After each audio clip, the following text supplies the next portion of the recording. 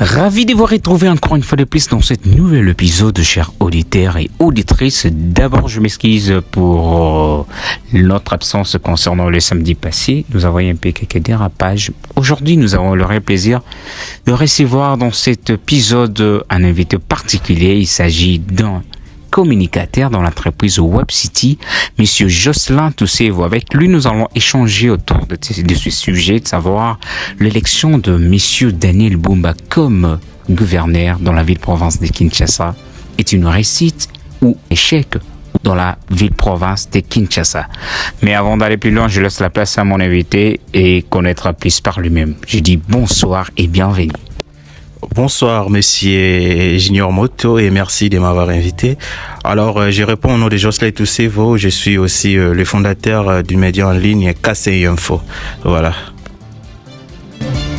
Vous l'avez bien compris, c'est un communicateur en plus, ou l'initiateur, dois-je dire, de KCI Info. Il est dans ce domaine. Alors, ensemble avec lui aujourd'hui, comme je vous ai dit au départ, c'est pour savoir, monsieur Jocelyn Toussevo, après les élections de M. Daniel Bumba, pensez-vous qu'il mérite cette place?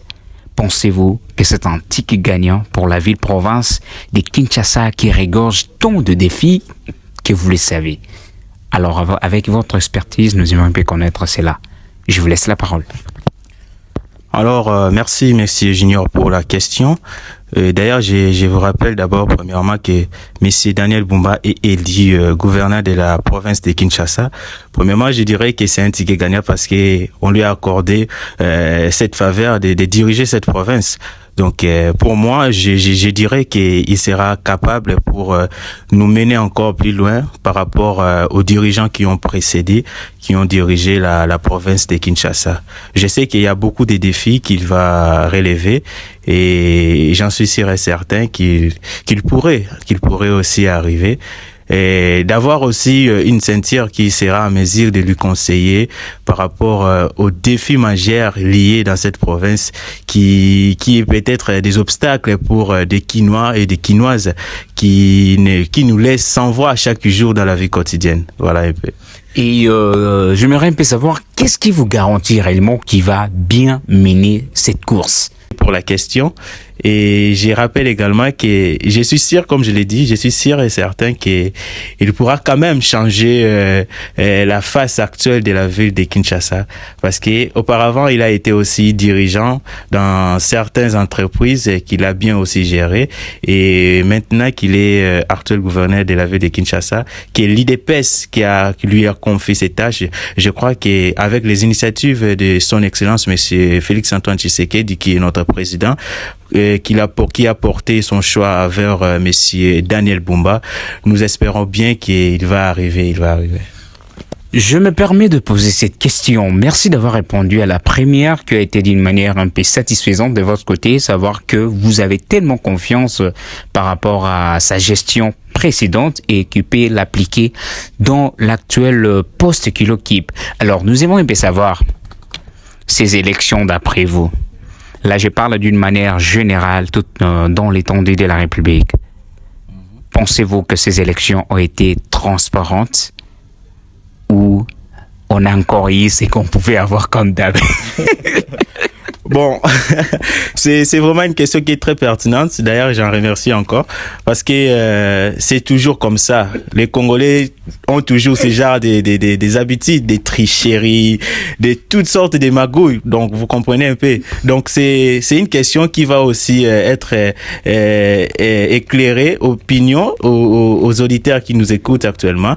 Donc, je dirais que ça me fait rire cette question. Donc, voilà.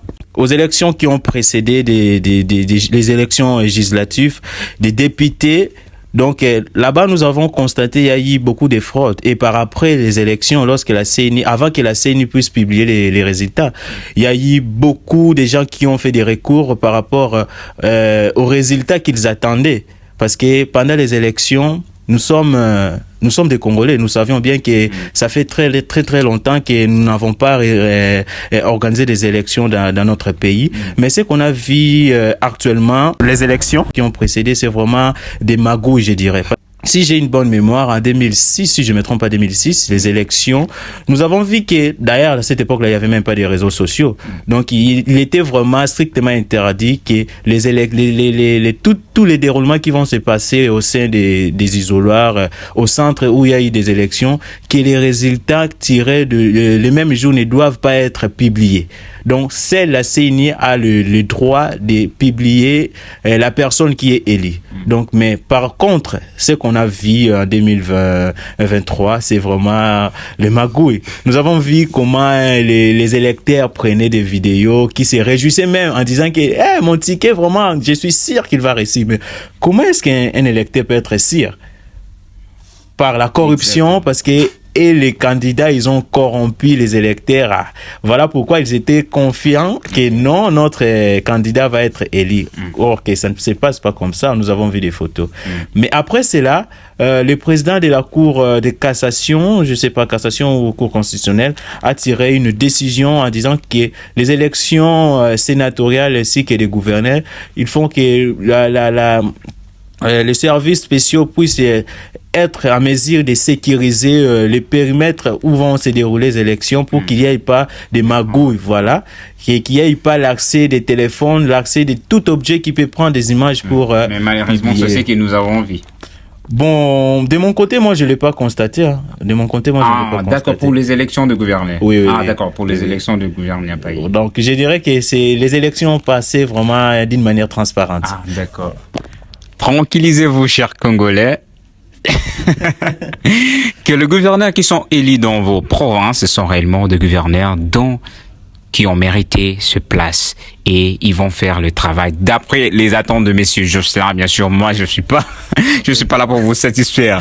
Voilà, nous sommes en train de chuter déjà, mais je rappelle encore, chers auditeurs et auditrices, vous avez aussi le droit de nous faire parvenir vos arguments, vos points de vue concernant cela. Parce que vous avez le monopole de nous dire si vous êtes d'accord par rapport à vos dirigeants ou pas. Monsieur Jocelyn Toussevo, nous sommes en train de chuter petit à petit. Oui. L'avant-dernière question est de savoir, Monsieur Daniel Bumba, en face de vous, qu'est-ce que vous allez lui dire pour cette ville qui regorge tant d'histoires? Je ne pense pas qu'il doit utiliser la même méthode. Là, c'est mon point de vue au moins. Mais j'aimerais aussi connaître votre point de vue. S'il doit vraiment améliorer les attentes que les Kinois attendent, qu'est-ce qu'il doit faire? Bon, merci pour la question, M. Junior Moto. Une fois en face des messieurs les gouverneurs, je vais tout d'abord lui féliciter pour la place où... les fonctions qu'il occupe actuellement. Et je lui dirais d'abord courage à lui et force à lui, que Dieu lui accompagne plutôt, parce que la ville de Kinshasa n'est pas une ville qui est facile à gérer, hein. Vous savez, parce que la ville seulement de Kinshasa peut être un pays comme le Rwanda. Imaginez un peu, nous sommes vraiment tellement nombreux et il y a beaucoup de difficultés qui est en face de monsieur Daniel Bumba qu'il va relever. Moi, je lui conseillerais de trouver vraiment une ceinture qui va vraiment arriver à lui conseiller des bonnes choses, parce que nous avons vu, nous sommes des Kinois, nous avons vu comment est-ce que ceux qui ont précédé, comment est-ce qu'ils ont arrivé à gérer cette ville. Et au début, c'est toujours comme ça, il y a des belles paroles, toujours que non, on va faire ceci pour satisfaire la population quinoise, mais qu'après qu'il ait obtenu le fonction, vous allez remarquer que tout ce qu'il a à dire n'aura même pas d'effet, Donc, moi, de mon côté, personnellement, je suis sûr. Pourquoi je suis sûr? Parce que, premièrement, d'abord, c'est Messie Félix qui a porté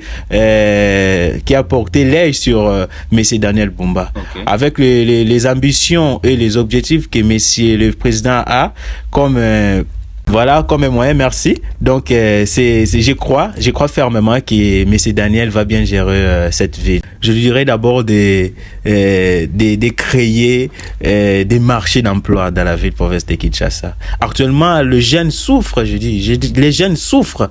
Okay. Imaginez un Libanais qui quitte son pays et qui vient ici pour investir dans la ville de Kinshasa. Mais les Congolais qui aillent travailler là-bas, mais ils souffrent, je te dis, juste pour obtenir 7 000 francs. Et puis ils font des travaux qui n'est pas vraiment léger. Ce sont des travaux qui est vraiment bien payé dans d'autres ici. Mais par contre ici, vu qu'il y a nos autorités qui sont comment dirais-je même, qui sont corrompues par ces expatriés qui viennent s'installer ici, et voilà, il fait de n'importe quoi aux Congolais ici. Vous lui donnez 7 000 francs après un travail qui est tellement chargé, mais il a aussi une famille à occuper. Donc voilà un peu. Donc il doit vraiment créer le marché d'emploi et aussi voir aussi du côté social des Kinois et des infrastructures, le transport en commun, surtout ça. Ça me fait vraiment du mal de voir les personnes de la troisième âge qui souffrent aussi pour les transports. Donc moi, vraiment, de ce côté-là, je vais vraiment marteler sur ça, qu'ils puissent vraiment trouver une solution sur ça. Donc voilà un peu. Merci beaucoup, cher Jocelyn Toussevo. Nous sommes arrivés à la fin. Merci d'avoir répondu à notre invitation. C'était pour nous un réel plaisir. Votre mot de la fin. Voilà, merci beaucoup, Monsieur Junior Moto. Je suis très content d'être réussi, comme je l'ai dit, très content d'être réussi sur ce plateau. Votre podcast, mon point de vue, je vous dis que c'est vraiment un travail qui est vraiment apprécié aux yeux de tout le monde. Tout le monde me parle de ça, tout le monde. Je me disais, quand est-ce que ce monsieur va me classer sur sa liste? Parce qu'une fois que j'ai eu à vous parler de cela, vous m'avez dit que non, vous allez attendre parce que j'ai toute une liste de personnes qui devraient passer. Et comme j'étais patient et aujourd'hui, moi, je suis là. Donc voilà, je suis très content et j'interpelle aussi mes collègues étudiants, mes collègues mes collègues de profession, allais-je dire que ce podcast est vraiment intéressant.